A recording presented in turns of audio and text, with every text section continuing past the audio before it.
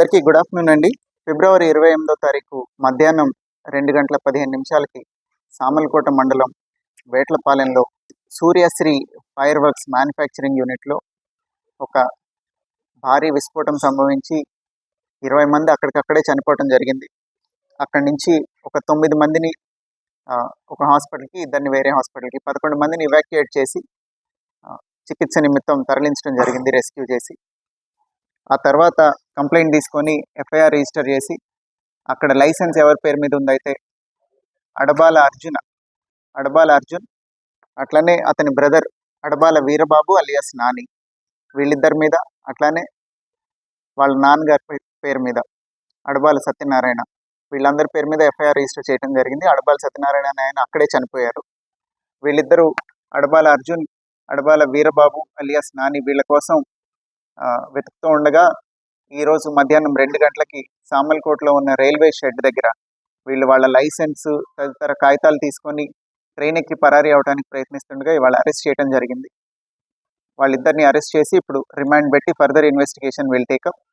దీనిలో first aid కోసం ఎవరైతే షిఫ్ట్ అయ్యారో, రెస్క్యూ చేసి హాస్పిటల్లో క్రిటికల్లీ ఇంజూర్డ్ ఎవరున్నారో వాళ్ళల్లో ఇంకా 8 మంది చనిపోవడం జరిగింది. పూర్తిగా మృతుల సంఖ్య 28కి పెరిగింది. మిగతా 3 ఉన్నారు. ఒకళ్ళు డిశ్చార్జ్ అయిపోయారు, 2 ఇంకా చికిత్స పొందుతున్నారు.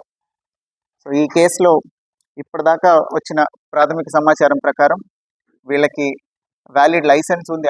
అడబాల అర్జున్ అనే అతనికి లైసెన్స్ ఉన్నా కూడా అతనికి LE1 లైసెన్స్ ఉంది, లైసెన్స్ ఫర్ ఎక్స్ప్లోజివ్స్ కేటగిరీ 1. 15 కేజీల ముడి సరుకు, సల్ఫర్ కానీ వేరే ఇంగ్రీడియంట్స్ కానీ అన్నీ కలిపి 15 కిలోలు అతని ప్రెమిసెస్లో పెట్టుకోవడానికి పర్మిషన్ ఉంది. అట్లనే రెండో అతను తమ్ముడు ఎవరైతే ఉన్నారో అడబాల వీరబాబు అలియాస్ నాని, అతనికి LE5 లైసెన్స్ ఉంది. LE5 అంటే ఫినిష్డ్ ప్రోడక్ట్ అమ్మే లైసెన్స్ అనమాట. ఫైర్ క్రాకర్ తయారు చేసిన తర్వాత అది షాప్ పెట్టుకుని అమ్మే లైసెన్స్. అతనికి 500 కిలోలు వరకు ఫినిష్డ్ ప్రోడక్ట్ స్టోర్ చేసి అమ్మే లైసెన్స్ ఉంది. ఈ LE1 లైసెన్స్ ఏదైతే ఉందో అది 2026 సంవత్సరం మార్చి 31కి ఎక్స్పైర్ అవుతుంది. LE5 లైసెన్స్ 2027 సంవత్సరం దాకా ఉంది, వీరబాబు పేరు మీద ఉన్నది. వీళ్ళు ఇప్పుడు ఈ లైసెన్స్ ఎండ్ అయిపోతుందని ఎక్కువ రా మెటీరియల్ తెచ్చుకొని, అతని తమ్ముడికే LE5 లైసెన్స్ ఉంది కాబట్టి ఫినిష్డ్ ప్రోడక్ట్ అక్కడ పెట్టేసుకుంటే తర్వాత అమ్మి ఎక్కువ మొత్తంలో డబ్బు సంపాదించవచ్చని, దాంతోపాటుగా జగ్గంపేట మండలం మల్లిసాలలో సింగారమ్మ తల్లి జాతర ఒకటి 3వ తారీఖున జరగాల్సింది. ఆ 3వ తారీఖున జాతరలో నైట్ టైం క్రాకర్స్ పేల్చడం వీళ్ళు ఒక 9 సంవత్సరాల నుంచి చేస్తున్నారు. వీళ్ళ కుటుంబం తరఫున, వీళ్ళ ఇన్లాస్ ప్లేస్ అది అత్తారు ఊరు. సో అక్కడ night time fire crackers display పెట్టడం కోసం ఈ 2 కారణాల నిమిత్తం ఎక్కువ మోతాదులో తెచ్చుకొని ఉంటారు, పర్మిసిబుల్ లిమిట్ కన్నా, ఈ రా మెటీరియల్స్ అనేది ప్రాథమిక సమాచారం. వాళ్ళకి లైసెన్స్ ఉన్నా కూడా వాళ్ళ నిర్లక్ష్యంతో ఎక్కువ మంది వర్కర్స్ని ఎంగేజ్ చేయటం, అట్లనే ఎక్కువ మోతాదులో ముడి పదార్థాలు, బేసిక్ ఇంగ్రీడియంట్స్ ఏవైతే ఉన్నాయో అవి తీసుకురావడం వలన రాంగ్ హ్యాండ్లింగ్ జరిగినప్పుడు ప్రెషర్ సెన్సిటివ్ మెటీరియల్స్ ఇవన్నీ ఇప్పుడు కొంత రాపిడ్ వల్ల కానీ ఏదైనా రాంగ్ హ్యాండ్లింగ్ జరిగితే బ్లాస్ట్ అవ్వడం జరుగుతుంది. ఒక చోట బ్లాస్ట్ కనుక జరిగితే ఇట్లాంటి చోట్ల RFSL ఫస్ట్ విజిట్లో కూడా చెప్పింది, ఆ షాక్ వేవ్ వల్ల ఇంకా విడిగా ఉన్న పేలుడు పదార్థాలు ఏమున్నాయో అవన్నీ కూడా డెటనేట్ అవ్వడం జరుగుతుంది, బ్లాస్ట్ అవుతాయి. సో అట్లా జరిగి ఉంటుందని ప్రాథమిక సమాచారం. వీళ్ళిద్దరిని అరెస్ట్ చేసి రిమాండ్ పెట్టిన తర్వాత పోలీస్ కస్టడీకి కూడా తీసుకోవడం జరుగుతుంది.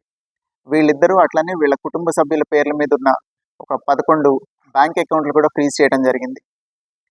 ఫర్దర్గా ఇన్వెస్టిగేషన్లో ఇంకా ఏదైనా ఫ్యాక్ట్స్ వస్తే ఎస్టాబ్లిష్ చేసి తొందరగా ఛార్జ్ షీట్ వేసి వీళ్ళకి శిక్ష పడేలాగా అన్ని చర్యలు తీసుకోవడం జరుగుతుంది.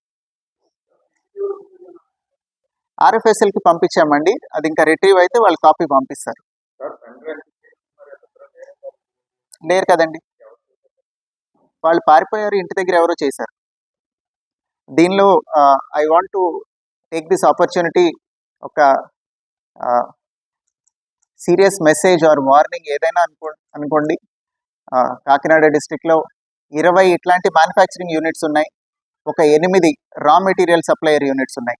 ఈ 20 మ్యానుఫ్యాక్చరింగ్ యూనిట్స్ అట్లనే 8 రా మెటీరియల్ యూనిట్స్ అన్నీ క్లోజ్ చేయడం జరిగింది. బట్ ఫర్దర్గా కూడా I'm warning all of them, వాళ్ళు గనక ఏ రకమైన రెగ్యులారిటీ కానీ వాళ్ళకున్న కండిషన్స్ కానీ వైలేట్ చేస్తే చాలా తీవ్రమైన చర్యలు తీసుకుంటాము. వాళ్ళు కొద్దిగా గ్రీడ్తో ఎక్కువ క్వాంటిటీ తీసుకురావడం కానీ, శాస్త్రీయమైన పద్ధతులు పాటించకుండా మ్యానుఫ్యాక్చర్ చేయటం కానీ, లేదా అధిక మోతాదులో raw material or manufacturing material ఏది పెట్టుకున్నా కూడా ప్రజల ప్రాణాలతో చెలగాటమాడుతున్నారు, వాళ్ళ డబ్బులు గ్రీడ్తో. ఇట్లాంటిది కనుక చేస్తే సహించబోము. ఆల్రెడీ అన్ని చోట్ల కూడా క్లోజ్ చేయడం జరిగింది. చాలా స్ట్రిక్ట్గా ఇవన్నీ లైసెన్స్ కండిషన్స్ వెరిఫై చేసి మేము ఓపెన్ చేయమంటేనే, అంతా కరెక్ట్గా ఉంటేనే ఓపెన్ చేయాలి. చేసిన తర్వాత పద్ధతిగా నడుచుకోవాలి. ఎక్కడ ఈ గ్రీడ్తో లాస్ట్ మినిట్లో ఎక్కువ క్వాంటిటీ తెచ్చారు, ఇట్లాంటివి పూర్తిగా we will not tolerate. So I want to send this message to all of them. Across the state also it is the same stand. Honourable CM sir has said, ఆ రోజున honourable CM sir visit చేశారు సంఘటనా స్థలానికి. వచ్చినప్పుడు కూడా honourable CM sir said the same thing. ఇట్లా వీళ్ళు licence ఉన్నా కూడా పర్మిసిబుల్ క్వాంటిటీని అతిక్రమించి తెచ్చి స్టోర్ చేసుకొని ఇట్లా ప్రజల ప్రాణాలతో చెలగాటమాడటం చాలా చాలా తీవ్రంగా పరిగణించదగిన నేరం. వీళ్ళవి ఇప్పుడు ఆస్తులు కూడా ఎక్కడున్నాయో వెరిఫై చేస్తున్నాము. తహసీల్దార్కి ఆల్రెడీ లెటర్ పెట్టాము. సబ్ రిజిస్ట్రార్ ఆఫీస్ నుంచి ఏమి లేవు ఈ డిస్ట్రిక్ట్లో అన్నట్టు వచ్చింది. పాన్ నెంబర్తో కూడా వెరిఫై చేస్తాము, because pan number is compulsory for property registration. Pan నెంబర్తో అయినా కూడా ఎక్కడైనా ఆస్తులు ఉన్నట్టు ఐడెంటిఫై అయితే అవి కూడా అటాచ్ చేసి ఎవరైతే విక్టిమ్స్ ఉన్నారో వాళ్ళకి డిస్ట్రిబ్యూట్ చేసేలాగా చర్యలు తీసుకోవడం జరుగుతుంది.